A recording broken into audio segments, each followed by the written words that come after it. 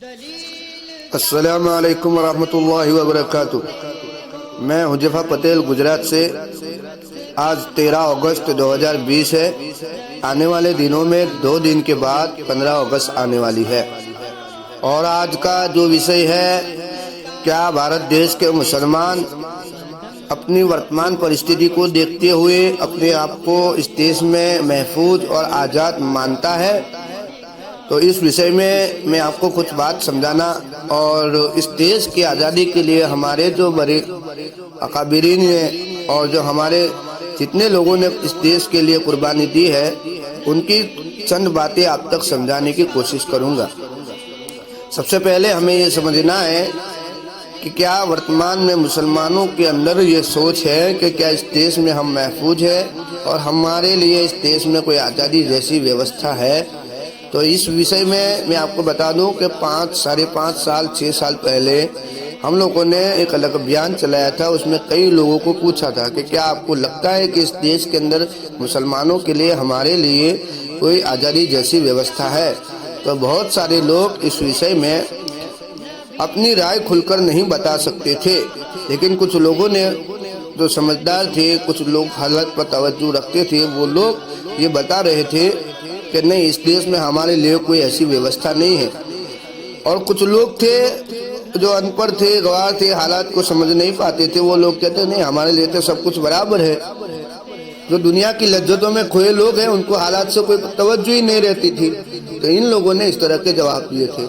वर्तमान में जब धीरे धीरे परिस्थिति विपरीत होती गई इतने सालों में, और जैसे जैसे हालात लोगों को समझने आने लगे, तो अब भारत देश के मुसलमानों के अंदर, इस देश के अंदर अपने आप को सुरक्षित मानना और अपने जो अधिकार मिले हैं उसको लेकर जो आज़ादी की जो हम लोग रट लगाए बैठे रहते हैं, तो उस विषय में मुसलमान ये मानने लगा है कि ना हमें कोई अधिकार मिले हैं, ना हमें आज़ादी जैसी कोई व्यवस्था मिली है, ना इस देश में हम सुरक्षित है।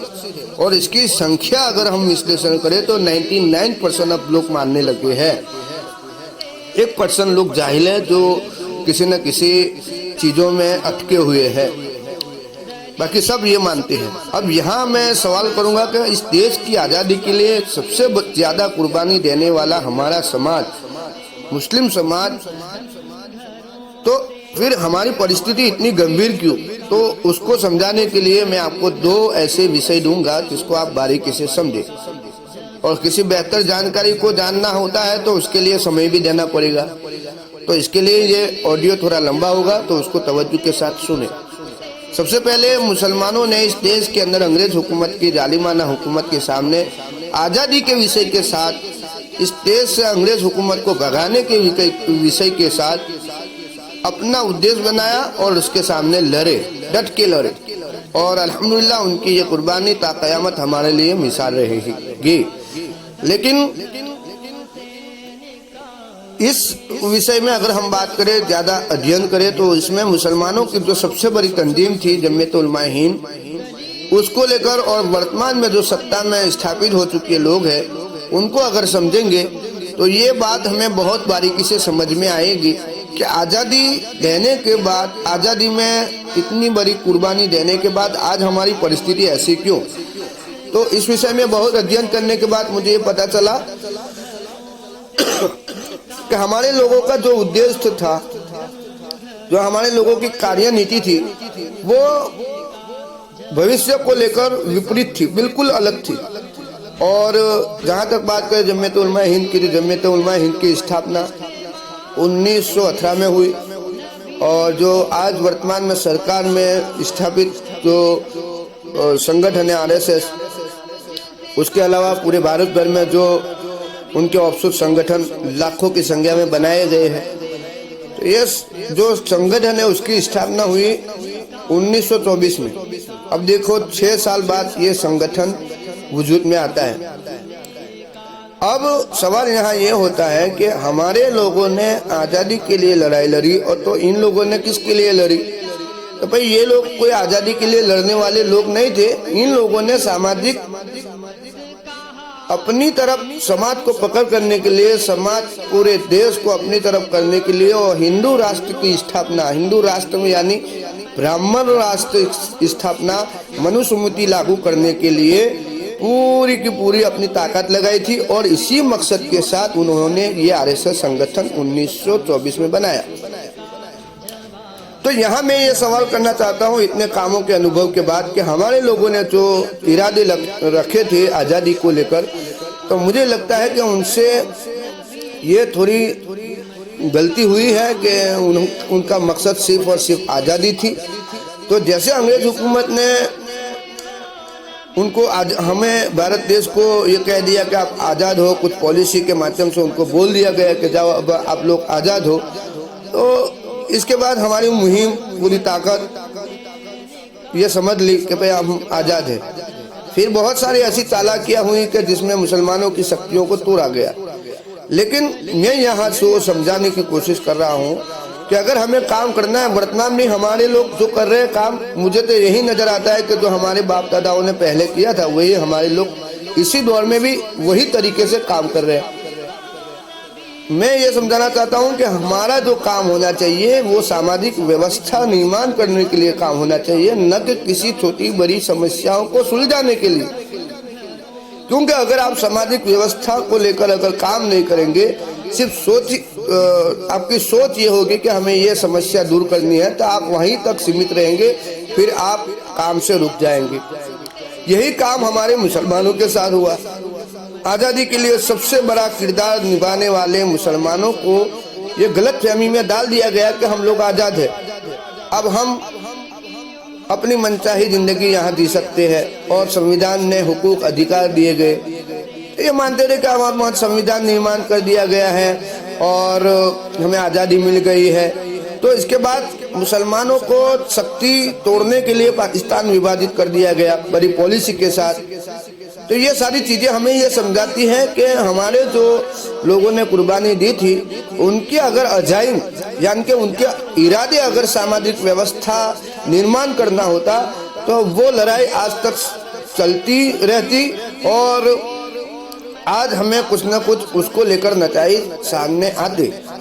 लेकिन हमारे लोगों के चूंकि इरादे सिर्फ आज़ादी थी तो आज़ादी तक लड़े, फिर वहीं से अटक गए, वहीं से आगे बढ़ने की उन्होंने कोशिश नहीं की।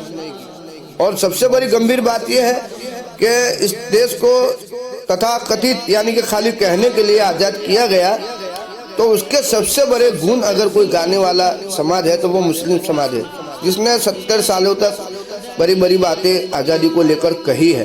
एक तरफ दूसरे देखो कि इस देश के संविधान को ख़त्म करने के लिए, इस देश में मनुस्मृति लागू करने के लिए, इस देश की तमाम भारतीय मूल निवासी समाज को यानी कि यहाँ के भारत के जो मूल निवासी लोग हैं उनको गुलाम बनाने के लिए पूरी व्यवस्था निर्माण कर रहे हैं, पूरी की पूरी तैयारी करके अब आ चुके हैं बाहर। तो अब हमें यह समझ में आता है कि उन लोगों ने जो मेहनत की थी उस पर वो लगातार कार्य करते रहे। उस कार्य को अंजाम देने के लिए उन्होंने जो भी कार्य किए वो आज सफल इसलिए है कि उन्होंने ब्राह्मण राष्ट्र स्थापना करने के लिए, मनुस्मृति लागू करने के लिए, इस देश के कायदे कानून को खत्म करने के लिए, कमजोर करने के लिए बहुत सारी प्रवृत्तियां की है। इसी को लेकर वो आज लोग स्थापित है। आज भी अगर काम करने वाले साथी जो भी है, अगर वो किसी छोटी बड़ी समस्या को लेकर अपने काम को अंजाम दे रहे हैं या इरादा बनाया हुआ है कि भाई हमें ये काम करना है, ये करना है, तो मैं ये मानता हूँ कि ये जो आपका काम है चंद वक्त के लिए आपके सामने नजर आएगा, फिर वो खत्म हो जाएगा।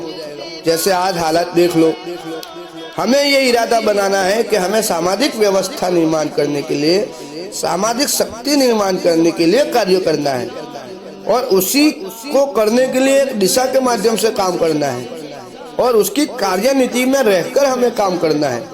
अगर ये 3 कॉन्सेप्ट को आप नहीं समझते हैं, पढ़े लिखे लोग भी हमारे समाज में कुछ लोग हैं जो काम कर रहे हैं अल्हम्दुलिल्लाह, जो अगर इन 3 सब्जेक्ट को अगर नहीं समझ रहे हैं, मैं ये मानता हूँ कि उनके जितने भी काम होंगे, चाहे किसी भी क्षेत्र में हो, चाहे एजुकेशन क्षेत्र में हो, चाहे सामाजिक क्षेत्र में हो, चाहे धार्मिक क्षेत्र में हो, पॉलिटिकल क्षेत्र की तो बात ही छोड़ दो, ये चीजें हमारी कौम को, मिल्लत को आने वाले समय में कोई फायदे नजर नहीं आएंगे।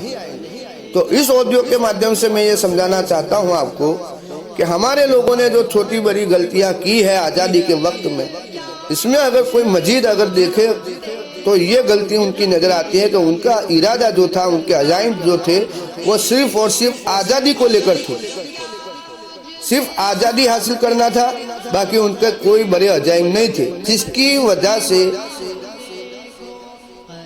ये आज हमें हालात देखने पड़ रहे हैं। हो सकता है उन वक्त उन लोगों ने सामाजिक व्यवस्था निर्माण करने को लेकर अगर कार्य किया होता तो आज हमारे हालत ये नहीं होती। और भारत देश के मुसलमानों को तो सबसे ज्यादा अगर संघर्ष करने की जरूरत है तो सामाजिक व्यवस्था निर्माण करने के लिए, क्योंकि इस भारत देश के अंदर जो व्यवस्था निर्माण की गई है ब्राह्मणों की, जो जातिवादी व्यवस्था में लोगों को बात देना, आपस में एक दूसरों को लड़वाना, ये सारी चीजों को अच्छी तरह समझकर सामाजिक व्यवस्था की तरफ हमें दौड़ लगाने की जरूरत है। लेकिन आज भी हमारे कुछ लोग, मैं ये नहीं कहते कि इसकी जरूरत है, लेकिन सिर्फ उसी का अजाइम बनाकर, उसी का इरादा रखते हुए, उसी कार्य को अंजाम देने के लिए पूरी की पूरी शक्ति लगा देना, ये कोई काम आने वाली नस्लों को न आपको काम लगने वाला है। ये साफ सुथरी बात आपको समझा देता हूँ। जिन लोगों को समझ में आ गया हो तो माशाल्लाह बहुत अच्छी बात है कि वो लोग समझदार हैं, कुछ समझने की कोशिश कर रहे हैं। बाकी दौड़ जिस तरह आप लगा रहे हो, दौड़ भागते रहो, जिधर की हवा चले उधर भागते रहो, जहाँ नारे लगाने के लिए आपको बोला जाए लगाते रहो, चंद लोगों को इकट्ठा करके जो भी करना है करते रहो। लेकिन सामाजिक व्यवस्था बनाने के लिए, सामाजिक शक्ति हासिल करने के लिए अगर हम कार्य दिशा के माध्यम से, कार्य नीति से काम नहीं करेंगे तो आपका किया हुआ या छोटा या बड़ा कोई भी काम होगा वो सारा का सारा विफल होगा, कोई फायदेमंद नहीं होगा। ये मुझे आने वाला भविष्य नजर आता है। मुझे उम्मीद है कि इस ऑडियो को सुनने के बाद आप अपने कार्य में तब्दीली लाएंगे, इरादों में बड़े अजाइम बनाएंगे और एक बुलंद इरादा करेंगे कि हम जो भी काम करेंगे इस देश के अंदर सामाजिक व्यवस्था निर्माण करने के लिए करेंगे, न कि कुछ मसाइल को हल करने के लिए। वरना मसाइल तो दुनिया में इंसान की जिंदगी में हमेशा आने वाले हैं और रहेंगे। आप इस बात को समझो और ज़्यादा से ज़्यादा लोगों को जागरूक करने के लिए इस ऑडियो को जितना हो सके उतना लोगों तक शेयर करो। और इस कार्य के अंदर मानो कि हमारे समाज का एक बहुत बड़ा विश्लेषण करने के बाद पता चला है कि सामाजिक व्यवस्था की तरफ दौड़ लगाने के लिए वर्तमान हालात के अनुसार किसी के पास कोई रणनीति मुझे तो नज़र नहीं आई है। लेकिन जिनको काम करना है इंशाअल्लाह ताला हमारा संपर्क करें।